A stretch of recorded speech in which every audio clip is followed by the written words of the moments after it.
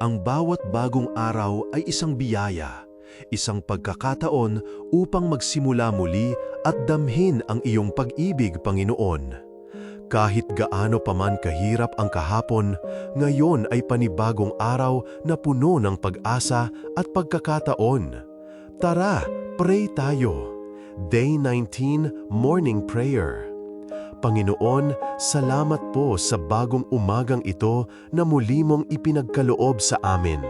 Salamat po sa buhay, sa hininga, at sa pagkakataon na makapiling ka sa simula ng araw. Sabi nga po sa Filipos 4:13, lahat ng bagay ay aking magagawa sa pamamagitan ni Kristo na nagpapalakas sa akin. Tulungan mo po kami, Panginoon, na magsimula sa araw na ito na may tapang at pananampalataya. Kung may pangamba sa aming puso, ikaw po nawa ang aming lakas at kapanatagan.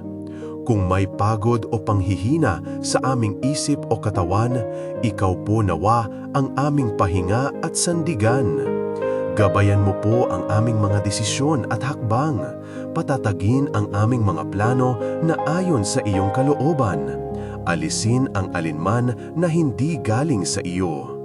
Ingatan mo rin po ang aming mga mahal sa buhay nasaan man sila ngayon at punuin ng iyong proteksyon, kapayapaan at pagmamahal.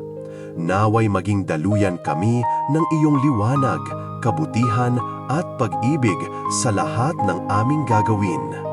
At sa bawat gawaing mabuti na makita nila, hindi kami kundi ikaw ang gumagawa sa aming buhay.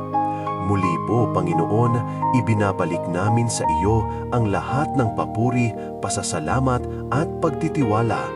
In Jesus' name, Amen. Neil Learn Official. Not for fame, but for faith.